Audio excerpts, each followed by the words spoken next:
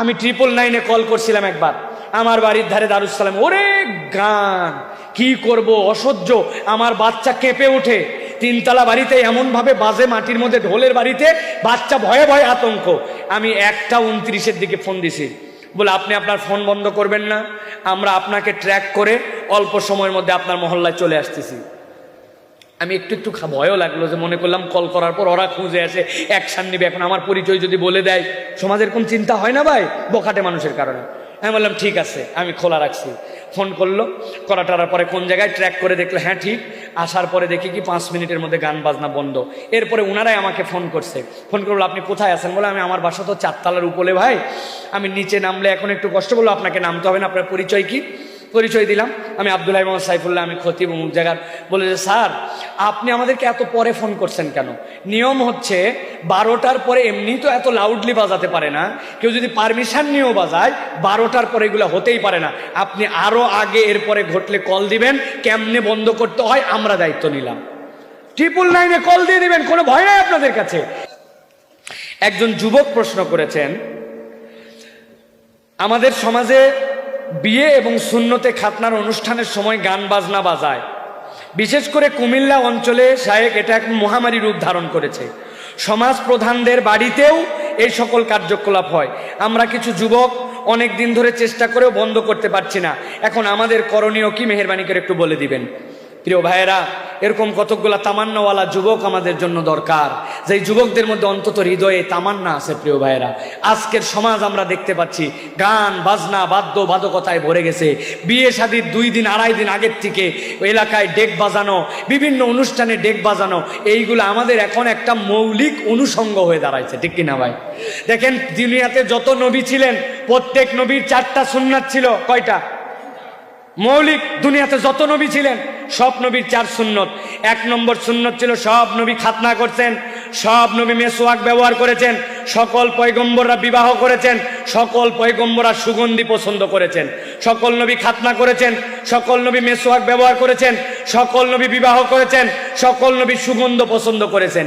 যেই নবীদের আমল সুন্নতে খাতনা, ওই জায়গাতে পর্যন্ত শয়তান ঢুকছে, ওই জায়গাতে দিছে ডেক বাজানোর অনুষ্ঠান।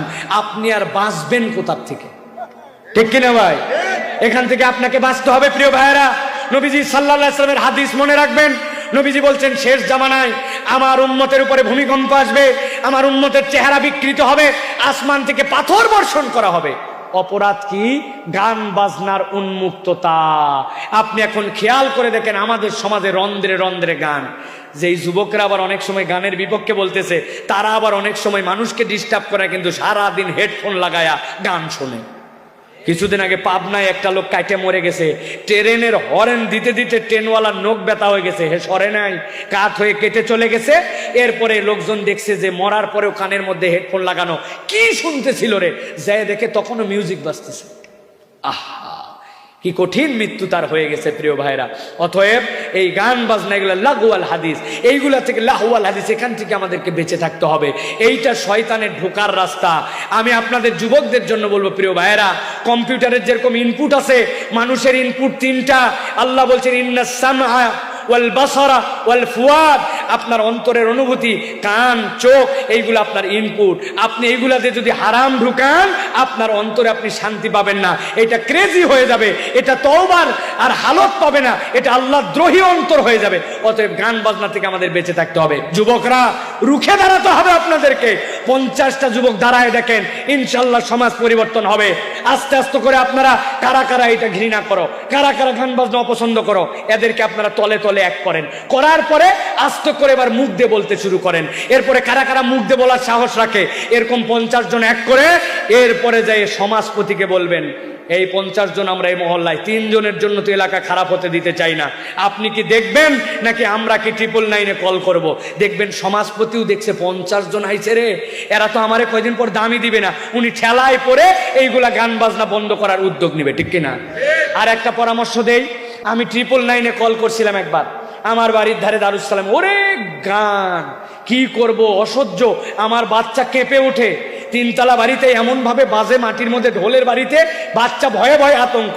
আমি 1:29-এর দিকে ফোন দিছি, বলে আপনি আপনার ফোন বন্ধ করবেন না, আমরা আপনাকে ট্র্যাক করে অল্প সময়ের মধ্যে আপনার মহল্লায় চলে আসতেছি। আমি একটু একটু ভয়ও লাগলো, যে মনে করলাম কল করার পর ওরা খুঁজে আসে অ্যাকশন নেবে, এখন আমার পরিচয় যদি বলে দেয়, সমাজের কোন চিন্তা হয় না ভাই বখাটে মানুষের কারণে। আমি বললাম ঠিক আছে, আমি খোলা রাখছি। ফোন করলো, করাটার পরে কোন জায়গায় ট্র্যাক করে দেখলো, হ্যাঁ ঠিক। আসার পরে দেখি কি 5 মিনিটের মধ্যে গান বাজনা বন্ধ। এরপরে ওনারাই আমাকে ফোন করছে, ফোন করলো আপনি কোথায় আছেন? বলে আমি আমার বাসা তো 4 তলার উপরে ভাই, আমি নিচে নামলে এখন একটু কষ্ট। বললো আপনাকে নামতে হবে না, আপনার পরিচয় কি? পরিচয় দিলাম, আমি আব্দুল্লাহ মোহাম্মদ সাইফুল্লাহ, আমি খতিব অমুক জায়গার। বলে যে স্যার আপনি আমাদেরকে এত পরে ফোন করছেন কেন? নিয়ম হচ্ছে 12টার পরে এমনি তো এত লাউডলি বাজাতে পারে না, কেউ যদি পারমিশন নিয়েও বাজায় 12টার পরে এগুলো হতেই পারে না। আপনি আরও আগে এরপরে ঘটলে কল দিবেন, কেমনে বন্ধ করতে হয় আমরা দায়িত্ব নিলাম। 999-এ কল দিয়ে দিবেন, কোনো ভয় নাই আপনাদের কাছে। আলহামদুলিল্লাহ, এই কথা আমি আমার জুমাতে আলোচনা করছিলাম। এরপরে ঢাকা মেট্রোপলিটন পুলিশ তাদের ভেরিফাইড পেজে আমার ওই ভিডিওটুকু কেটে নিয়ে একজন ভোক্তা 999-এর দ্বারা উপকৃত হয়েছেন, এটা ঢাকা মেট্রোপলিটন পুলিশ প্রচার করছে। অতএব আপনারা পুলিশের মধ্যে অনেক ভালো আছে, দায়িত্বশীল আছে, এরকম কিছু হলে কোনো হেজিটেশন নেই, আপনার পরিচয় তারা গোপন রাখবে।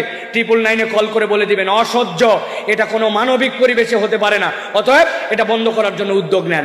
এইভাবে আপনারা নিজেরা সমাজ থেকে এই পাপাচার দূর করার চেষ্টা করবেন, যুবকরা অ্যাক্টিভ হবেন। আল্লাহ আপনাদেরকে বরকত দান করে, বল আল্লাহুম্মা আমিন।